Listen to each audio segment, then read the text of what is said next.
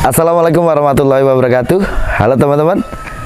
Hari ini saya ada di Taman Nasional Waikambas. Sering saya ceritakan kepada teman-teman tentang Taman Nasional Waikambas. Jadi kecil Sanda dulu itu sering main ke sini teman-teman. Rumahku dengan Taman Nasional Waikambas ini tidak jauh ya. Mungkin sekitar 15 kilo lah ya. Dari Pasar Tridatu, itu kan rumahku kan Pasar Tridatu. Dan dulu saya cukup lama juga, bujang saya itu diam di sini. Mungkin sekitar 1 tahun lah itu ada di RPU ya. Bukan pekerja, tapi saya apa ya istilahnya training lah di situ ya, pengabdian. Nah teman-teman kan pasti bertanya-tanya tentang murai batu Waikambas ya. Ya ini rumah mereka ya, rumah murai batu yang fenomenal ya, salah satu jenis spesies burung murai batu yang ada di Indonesia. Salah satunya yaitu ada di sini di Taman Nasional Waikambas ini. Orang sini tuh bilang, ngasih nama burung ini adalah burung lokal ya, burung lokal Taman Nasional Waikambas. Ini teman-teman ya, ini pintu masuknya itu di sini ya, pintu pertamanya. Di sana itu udah hutan lebat, dan memang di sini tidak sembarang orang bisa masuk ya. Kalau di sana itu untuk ke sekolah gajah, untuk sementara waktu ini memang tidak dibuka karena ini COVID ya, ada corona. Kalau yang di sana itu arah ke sana, itu arah ke Waikanan ya. Di situ ada seperti mana pelestarian badak ya, pengamanan badak dan sebagainya di sana ya, di Waikanan.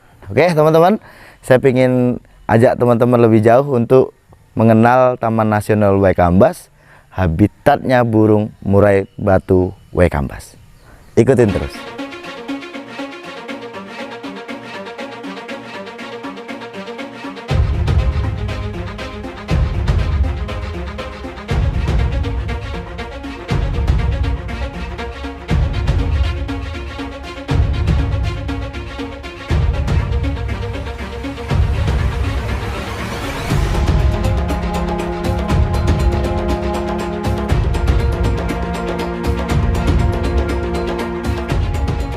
Teman-teman, ini saya udah di tengah-tengah nih ya, antara portal pertama dengan Taman Nasional Waikambas. Jadi kita nggak bisa masuk sampai ke Taman Nasional Waikambas karena memang ini ada aturan gitu ya, ada aturan yang memang untuk hari ini sebenarnya Taman Nasional Waikambas itu ditutup gitu ya, karena ada krisis corona nih teman-teman. Oke ya, saya sebenarnya pengen ajak teman-teman untuk masuk ke sana gitu. Cuman masalahnya nggak boleh masuk. Nggak boleh masuk gitu. Nah, teman-teman, mumpung ada di sini ya, di Taman Nasional Waikambas, seperti mana yang saya katakan tadi bahwa disinilah habitat burung murai batu Waikambas. Lokal Waikambas. Nah, jadi di Lampung itu ada 2 hutan teman-teman ya, satu di Lampung Timur dan yang satu itu di Lampung Selatan ya. Berarti Lampung Selatan itu di Bukit Barisan Selatan itu. Di sana ya terkenal dengan murai batu yang namanya murai batu Kota Agung. Nah, itu kan. Jadi Bukit Barisan Selatan itu mulai dari Lampung sampai Bengkulu itu kan ada bukit tuh menjulang sampai ke mana itu ya, ke Aceh mungkin ya. Nah itulah burung di sana itu hampir sama, hampir ada kesamaan gitu ya. Kalau di sini memang beda, burungnya beda, dia punya ras sendiri di sini ya. Karena ini dataran rendah, mungkin panas ya. Kita kan rasakan di sini kan ada pengap. Nah itu mungkin karena cuacanya sangat terik sekali ya. Dan itulah mungkin yang mencetak burung itu mempunyai karakter gitu ya. Ya, karakter burung murai batu Waikambas itu memang dia itu temperamen ya. Satu. Terus untuk kinerja teman-teman, burungnya itu kayak nggak mudah capek. Ya seperti mana yang saya punya ya, burung barakuda itu. Barakuda itu umurnya 14 tahun teman-teman. 14 tahun itu waktu dipelihara bapak aja. Sebelumnya kan udah dipegang. Ya, sebelumnya tuh udah dipegang sama orang teman-teman. Jadi ya saya ngitungnya ya waktu dipegang sama saya dan bapak, di saya itu 6 tahun, selebihnya di tempatnya bapak gitu. Nah, mungkin kan jadi pertanyaan nih teman-teman, apa sih yang dimakan barakuda kok dia itu awet gitu ya? Kalau urusan umur itu kan mungkin apa ya teman-teman ya, kalau urusan umur itu kan takdir ya. Takdir. Itu sudah jatahnya dari Yang Maha Kuasa. Tapi kalau kita bicara tentang teori, apa yang sudah saya berikan kepada burung saya barakuda ini tadi, kalau hariannya ya si Ari pun paham, burung itu makan itu hanya fur gitu ya, dan furnya bukan fur protein tinggi ya, furnya tuh pakai fur apa? Hari ini dikasih bapak itu kasih fur apa? Dia top song yang rumput laut. Rumput laut ya. Ya. Kalau dulu kan aku kasih fancy gitu. Kalau di sini mungkin karena yang rame itu top song, jadi ya dikasih top song. Jadi itu nggak begitu ribet lah untuk pilihan fur, itu nggak usah ini ya. Kalau itu selera aja sih. Dan kalau aku sih kenapa saya pilih fur di merek tertentu gitu ya, itu karena saya lihat di daerah ini yang rame apa ya gitu ya. Kalau di sana di daerahku mungkin dulu itu kan aku pelihara itu waktu di rumah Kalidawir ya. Jadi itu aku pakai fancy ya. Kalau aku di rumah Ngunut itu aku pakai top song. Juga. Nah, kali ini sama bapak dikasih top song. Nah, itu untuk furnya ya. Selebihnya teman-teman ya, itu si barakuda itu dulu rutin aku kasih dia itu minyak ikan. Si barakuda itu. Nah, kalau hari ini mungkin di bapak entah itu dikasih atau tidak, aku nggak ngerti ya, karena itu sudah dirawat oleh bapak. Tapi sewaktu 6 tahun itu ya, aku pelihara burung itu rutin aku kasih minyak ikan. Nah, di sini ya kalau banyak mungkin ya, ada burung tua itu banyak lah ya. Cuman yang mempunyai kestabilan teman-teman, barakuda itu mempunyai kestabilan yang luar biasa. Burung itu ya bukan hanya sekali tampil, dia 3 kali tampil pun dia oke, dan nggak ada, malah lebih bagus ya ketemunya. Semakin dia tuh diterusin dia semakin panas semakin enak. Semakin enak tuh barakuda itu seperti itu. Ya mungkin ya, mungkin karena aku sendiri juga pernah mengatakan kepada teman-teman bahwa sifat dari minyak ikan itu kan memang sesuatu yang dibutuhkan oleh tubuh ya. Memang di situ kan kandungannya ada omega 3, omega 6, omega 9 ya. EPA, DHA yang memang salah satunya sih yang jelas untuk regenerasi sel ya, untuk kecerdasan dan untuk yang lain lah ya, yang jelas gitu ya. Mungkin regenerasi sel itu apa yang dia rasa tua ya, itu akan tergantikan gitu. Regenerasi sel itu teman-teman. Intinya apa? Barakuda itu burung tua yang dia tetap stabil. Dia punya semangat kerja yang luar biasa ya. Burung itu nggak neko-neko gitu ya. Sampai hari ini pun, sampai hari ini masih tetap orang pun kenal barakuda. nah gitu loh ya. Di Lampung Timur ini yang nggak ada yang nggak kenal barakuda. Nah, Barakudanya Pak Haji Nova itu nggak ada yang nggak kenal. Semua. jadi sosok legenda yang masih hidup teman-teman ya. Kalau untuk rawatan harian, setauku ya, sewaktu aku aku pelihara barakuda itu, jadi harian itu jangkrik hanya 5 gitu ya, pagi 5, sore 5. Nanti kalau aku mau lombakan, biasanya aku berikan minyak ikan, aku berikan jangkrik tambahan, biasanya seperti itu. Nah mungkin kalau untuk dirawat bapak nih, karena bapak juga kan nggak begitu suka dengan hal yang ribet ya, mungkin ya hanya penambahan di jangkrik aja gitu ya. Jangkrik. Karena emang barakuda nggak makan kroto. Nggak makan kroto, dia dari dulu itu nggak doyan kroto gitu loh. Aneh dia itu kalau dikasih fur itu kayak nasi, kalau orang bilang itu ya, wah makannya tuh luar biasa. Tapi kalau teman-teman. dari sifat barakuda, kalau yang saya perhatikan kan, barakuda itu kalau mandi, dia nggak pernah kalau burung-burung lain ya, dia tuh ada basa-basinya, masuk minum-minum dulu, terus barakuda nggak ada. Gitu ya. Masuk langsung mandi. Gitu ya. Nah, ya memang barakuda itu intinya burung enak gitu yang ya. lucu lagi kalau makan fur, lihat aja. Barakuda kalau makan fur itu bukan cuma satu minum, enggak. kayak makan burung makan kroto itu, duduk makan begini, baru minum baru udah. Iya betul, memang sifatnya ya kalau karakternya dia seperti itu, yang berbeda dari burung-burung yang lain. Sampai saya pernah dulu teman-teman ya, sewaktu baru-baru barakuda saya pegang itu ya, awal-awal saya pegang ya barakuda itu kalau teman-teman di sekitar dulu saya kasih harga gitu ya, oh ini barakuda sampean beli aja 1.500, nggak ada yang mau gitu loh. Barakuda itu nggak ada yang mau ya, 1,5 juta nggak ada yang mau, karena burung itu hariannya tidak berbunyi gitu loh ya, jarang kali dia bunyi gitu loh. Burung itu ya satu aneh, burung itu memang sifatnya aneh. Dia nggak doyan kroto ya, memang nggak doyan. Saya pernah pasaketkan dia pilih mati waktu itu, nggak mau sekali. Nggak mau sama kali itu, nggak mau makan kroto. Saya kasih dia makan hanya fur ya.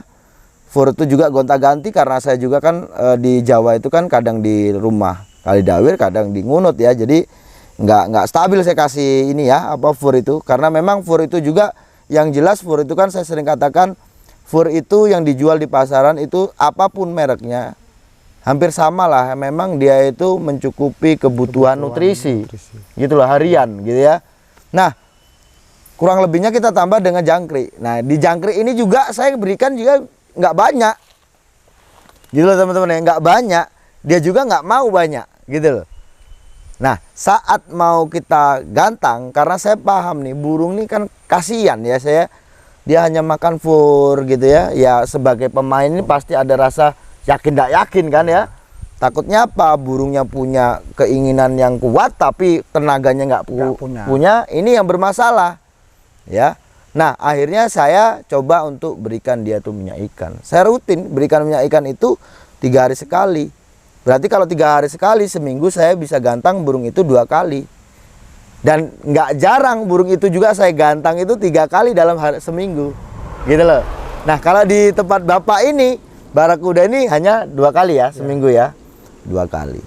Dan dia tetap lah menurut saya. Kemarin ya teman-teman yang cuma mungkin ya, kalau cuma burung tua yang masih ada, yang dulu legend masih ada, sudah nggak kegantangan mungkin masih banyak. Tapi yang masih eksis kita main di latpres pun sudah. Mau latpres mau cup itu oke teman-teman, burung itu pokoknya gitu ya. Nah, saya sih sebenarnya kasihan dengan burung itu gitu ya, dia punya semangat seperti itu. Maka saya itu pengen siapkan burung itu untuk cobalah saya ternakkan. Jadi paling tidak ya kita nanti bisa dapatkan keturunannya. Tapi juga jangan sembarang carikan indukan, harus dari terah yang bagaimana dulu, karena burung ini faktor sekali. Burung ini pokoknya teman-teman ya, di rumah itu nggak mau bunyi, ketemu burung dia langsung on, gitu loh. Dia nggak ada pancing-pancing HP, nggak ada. Nggak ada. Burung itu nggak lenjeh. Burung itu nggak ada ceritanya kok burung itu ketemu burung nggak mau kerja. Burung itu pasti kerja. Itulah barakuda. Yang saya tahu tuh, barakuda itu tidak bisa kalau kita berangkat dalam satu mobil ada 2 burung. Nah, dia tidak bisa dengar burung lain. Kadang-kadang kalau kita mau di latpres itu pun karena kasihan, karena sudah umurnya kan, untuk menghemat tenaganya, kita itu habis naik, kita masuk mobil, kita AC, kita nggak mau dengar suara luar, kita kasihkan bunyi musik sedikit. Itu ya dulu saya juga gitu. Itu, untuk menghemat tenaganya. Dulu ya kalau waktu seumpama nih jarak lomba dengan saya biasanya nunggu itu taruhlah ada 100 meter gitu teman-teman ya. Biasanya sih saya akan ada kontak-kontak dengan teman ya. Oh ini yang naik apa, sekarang giliran apa. Jadi saya nggak mau, karena barakuda itu ya, kalau udah dibawa dalam kondisi dia dikerodong dan ditali, dia insting dia itu udah jelas bahwa dia itu mau digantangkan. Itu loh ya. Nah, kembali lagi ke sifat minyak ikan ini tadi. Mungkin ya teman-teman ya, mungkin ya. Kalau aku awalnya tuh harapanku memberikan minyak ikan tuh untuk tambahan energi sih sebenarnya, pengertian seperti itu. Karena sebenarnya minyak ikan sendiri itu kalau kita pakai dengan konsisten, pakainya dengan konsisten ya, intinya dia bukan obat ya, dia itu suplemen yang memang suplemen yang dibutuhkan tubuh gitu loh. Ya kita memang dapat bukan dari minyak ikan, dari sumber lain tuh dapat dari ikan laut dan sebagainya. Nah, hanya saja kita kalau berikan minyak ikan itu dia lebih lah ya, mungkin untuk dosis lebih tinggi gitu ya, dan itu lebih pasti karena kita betul-betul sengaja untuk memasukkannya. Itu bedanya seperti itu. Nah, khasnya burung itu cerdas. Barakuda itu cerdas. Di rumah nggak mau bunyi sama sekali. Saat diproses, dimasukkan di kerodong dan dia ditali ya, ada proses naik mobil kah atau mungkin sudah seneng lah. Dia udah ada reaksi gitu loh. Ada reaksi dan dia paham bahwa ini mau digantangkan. Gitu. Ya mungkin sudah chemistry lah sama pemiliknya itu kan. Seperti yang saya heran itu waktu dia mandi itu kalau dia kan mandinya itu pagi, embun dulu, baru mandi, baru angin-angin aja sebentar, baru sudah kasih masuk. Itu mandinya itu nggak basa-basi minum-minum dulu kan, semua burung saya kan seperti itu yang saya rasa. Dia nggak langsung mandi, padahal itu pagi, berarti mempertandakan dia itu fit. Dalam keadaan dingin, dia langsung mandi. Tuh teman-teman, jadi apa ya, aku itu rindu lah teman-teman lihat ya, kemarin tuh sempat ya ada dia main dan itu terobati ya kerinduan itu. Dulu sewaktu saya pegang pun ya burung itu yang jelas kalau orang bilang tuh apa ya, bahasa Jawanya nyugihne sing duwe katanya kan gitu. Karena burung itu nggak neko-neko, rawatannya mudah dan gampang untuk apa ya, pengondisiannya gampang, dan burung itu pasti udah gitu loh. Burung itu kok kerja pasti, sulit untuk ngejar burung itu kerja. Gitu loh ya. Sulit karena dia rapat. Kalau dibilang saya pun kan seorang juri kan. Saya kan ngerti irama lagu apa semua. Sebenarnya kalau kita bilang irama lagu mungkin susah mau ngejar barakuda. Tapi emang di pukulannya dia kurang karena rapatnya ini. Pasti dia nanti kalau ada yang memang dia ada pukulan, juri pasti milih yang pukulan. Cuma juri kita pasti kalau apa pertanyaan bagaimana, pasti pukulannya kurang. Ya seperti itu memang barakuda. Tapi kalau bilang speed dan rapatnya di barakuda. Mungkin dengan perjalanannya dia sudah kayak profesional, sudah sering sekali digantang. Kan dia itu bertemu mungkin sudah berapa ribu puluh ribu burung kan. Mungkin rekaman karena ya bawa dia waktu ini ya. Makanannya ada mungkin minyak ikan apa semua. Mungkin di isian itu kita kurang di rumah. Tapi dia bisa bawa waktu di pulang gantang. Di gantang itu bunyinya itu nggak tahu, itu bunyi dari mana ada dapat nggak tahu. Karena di rumah kan cuma kita minim masteran memang. Dan dia pun sendiri, tidak bisa didekatin sama burung. Kan? Dia itu nggak bisa teman-teman. Dikasih, pernah bapak itu cerita sama aku itu, saya tanyakan kabar barakuda, beliau mengatakan barakuda lagi bermasalah karena kakinya berdarah gitu ya. Loh kenapa? Jadi kesalahannya waktu itu bapak itu beli cigun gitu kan. Ternyata si barakuda itu terprovokasi. Ya dia loncat-loncat. Dia loncat-loncat terus. Akhirnya apa? Kakinya berdarah. Mungkin dia kan mau nyerang begitu ya. Ya prosesnya nggak ngerti lah di dalam kerodong itu. Yang jelas itu bermasalah. Jadi barakuda itu betul-betul burung fighter ya, fighter sejati menurut saya. Dengan usia yang sudah tidak muda lagi. Jadi aku tuh kalau banyak pemain yang banyak orang tuh bisa ngerawat burung teman-teman gitu ya. Berarti bisa. Umur murai batu itu lama. Bukan cuma sekitar 10 tahun mungkin mau mati atau gimana. Ini ya kalau masalah umur ada yang ngatur lah ya, ada yang ngatur. Tapi kita kan yang punya, kalau kesayangan kan pasti berupaya. Ya itu tadi saya katakan, banyak pemain itu kan bisa merawat burung ya. Apa bedanya pemain yang beli burung mahal tinggal rawat kok ya. Tapi membuat burung itu untuk tetap stabil itu jarang sekali ada. Dan saya melihat burung-burung yang eksis teman-teman ya. Ya saya nggak usah katakan siapa lah ya. Semua punya karir, semua punya prestasi. Tapi yang jelas sejauh itu loh ya, barakuda itu dari pertama saya pegang sampai bapak pegang ya, saya 6 tahun, selebihnya ke bapak 14 tahun, burung itu tetap prestasi. Dan itu loh ya yang saya katakan, barakuda itu betul-betul burung yang punya kestabilan luar biasa, teman-teman. Dengan tanpa kroto. Dengan tanpa kroto, tanpa doping. Tanpa doping. Diketawain, teman-teman ya, kalau di Lampung ini udah ngomong doping, diketawain sama orang. Jadi di sini nggak ada sesuatunya, itu semua tetap alami. Semua pakai orang-orang itu alami. Dan ingat, di barakuda itu dia hanya makan for, dia pakai jangkrik tidak banyak, dia harian cuma 55 ya. Dan itu bisa digantangkan gitu ya. Mungkin juga karena pengembunan ya. Ya Kan kalau pengembunan itu kan metabolis alami kan. ya. Mungkin ya kita tidak tahu embun itu gimana, tapi setiap sholat subuh kan pasti diembun sama Ya, bapak itu. sama bapak biasanya diembunkan, teman-teman. Memang kalau di aku dulu sih memang aku jarang ada ke pengembunan. Tapi yang jelas itu apa ya, barakuda itu entah di aku entah di bapak ya. Dengan metode rawatan bapak itu kan tentu saja mungkin ada yang berbeda dari saya. Tapi yang jelas ya, dari kedua tangan ini tadi, barakuda ini tetap stabil gitu loh. Intinya seperti itu. Gitu loh. Oke lah ya. Oke ya teman-teman ya. Ya ini kebetulan aku ada di Taman Nasional Waikambas. Ya mungkin penangkar-penangkar lihat yang untuk melestarikan murai batu. Iya, silakan di dalam hutan nggak ada dengar murai batu ketrek atau dia panggil ngeplong tidudududit, nggak ada dengar. Nggak ada dengar ya. Jadi ya tolonglah yang untuk selalu memburu burung hutan. Ya coba direm lagi. Coba direm lagi supaya nanti anak cucu kita itu masih dengar ini loh lokal. Dan ini lagi ini. Kita bila cari di penangkar-penangkar sekarang banyak versi banyak jenis.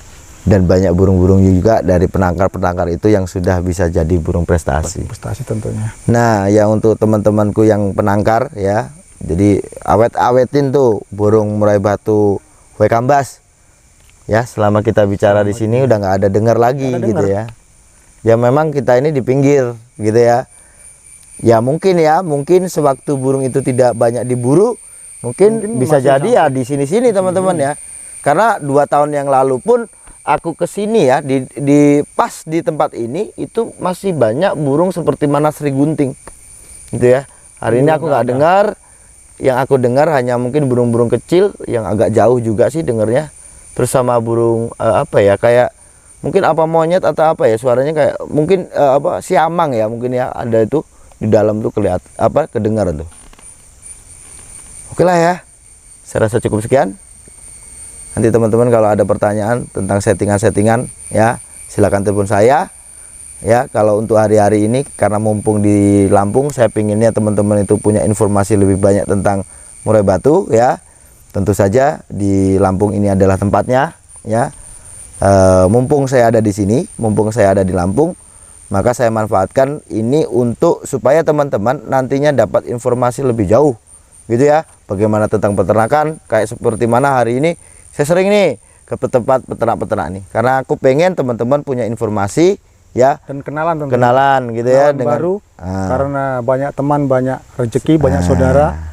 Nantinya teman-teman bisa tukar ilmu, pengalaman, ya yang penting berguna lah. Nah gitu. Oke lah ya, sukses selalu. Sukses.